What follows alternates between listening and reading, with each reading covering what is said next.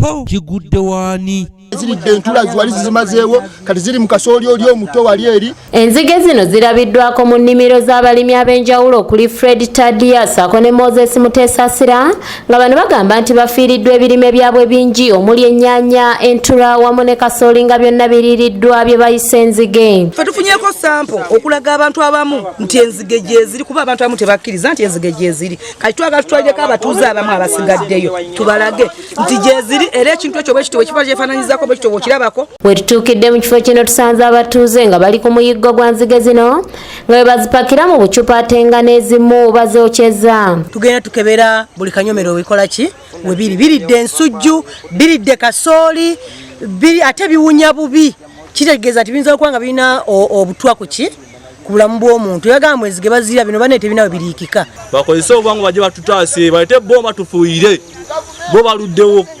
Fiiriddwa ebintu ennyaanya ezo muyinza okutuukayo. Saalongo Ibrahim Kitenda nga ye ssentebe w'ekitundu kino agamba nti enzige zino zaasooka kulabibwako Ssabbiiti ewedde ku Lwokuna okutuusa ku Ssande lwe zeeyongedde ne basalawo okuddukira ku ofiisi ekwatibwako ng'agamba nti kati zisaasaanye ekitundu kyonna. Tebaasooka ne baziraba mu wiiki eyaggwa ku Lwokuna ne baleeteyo enzige emu era n'enjiwa mukyala Nakyagaba n'agitwala ku disitulikiti ewa RDC ne batakikakasa bulungi ne tuddamu ku Lwessande abatuuze ne bakwata endala ne bampita era nenzitwala waka nentegeeza ab'obuyinza netegeeza mukyala Lilian Nakaweesa RDC kuba mutuuze waffe muno mu mukono. Embeera ewaliriza abakulembeze okuva ku disitulikiti ssaako n'abavunaanyizibwa ku by'ebiwuka mu kitundu kino okusitukiramu ne batuuka mu kitundu kino okukakasa obanga ekyogerwako abatuuze kituufu.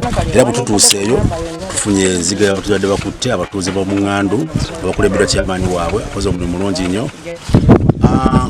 Tuze n'abakugu mu department etokology abakulira okulaba nti bafuuyira ebiwuka bw'ebiti bajje balaba ekituufu ekiwuka ekyo y'enzige yennyini eyogerwako oba nedda. Davis Lukyamuzi nga ye kansala akiikirira eggombolola y'e Naggoje ku lukiiko lwa disitulikiti agamba nti bamaze okufuna ebiwuka bino nga bagenda kubiweereza ku minisitule kyokka n'ategeeza nga bwe bitakomye wano wokka wabula nga bituuse ne Naggalama. Samples tugenda ziweza ku minisitule bagenda kukola recommendation ninga ekikugu kya byonna batuwadde ebirime ebiriiriddwako ng'entula batulaze ennyaanya ezaalibwa batulaze ebikwanje mwe zibuukira nawe abazirabidde kudda nga zibuuka nnyingi kitukakasa tulaga tulumbiddwa ate mu mbeera y'emu tusiŋŋandu wokawokka ne Naggalama olufaamu kwe ziri nga nazo mpitirivu. Lukyamuzi agamba nti Mukono yeetaaga okuyambibwa amangu ddala okuva mu gavumenti nti kubanga balima byakulya nga bwe batayambibwa mu bwangu bagenda kufiirwa ebintu bingi.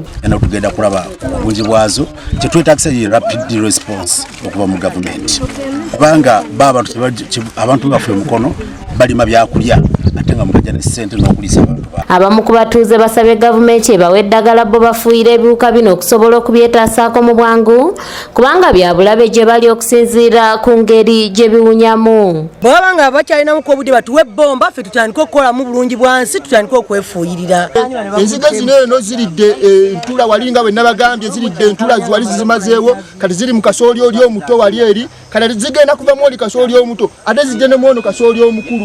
Wabula amyuka avunaanyizibwa ku by'ebiwuka mu disitulikiti eno Flavia Nakalyowa agamba nti kino tekinnakakasibwa obanga zino nzige nga bagenda kusooka baweereza ebiwuka bino eri ababasingako okusobola okuzuula ekituufu. I cannot give you a conclusive remark nti nzige unless approved.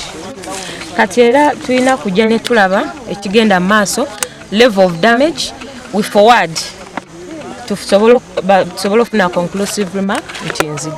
Sisobola kusasamaza ggwanga nti nzige as for now. Niba ngamba nti neri ku kisaawe ky'omupiira eky'eŋŋandu okudde eringa ku Ambassadors Hope bazirabyemu kitegeeza nti kumpi eno mayiro eno bweti. Patrice Kyewalabye yakusakidde eggulire lino okulwa ABS Television. Ennyonyi zaabwe zifuuyira nze mbadde njagala tubuulire eddagala erisobola okutta enzige ezo tetusobola okwekungamu ffe ng'abatuuze ne tukozesa ebbomba tetusobola okuzifuuyira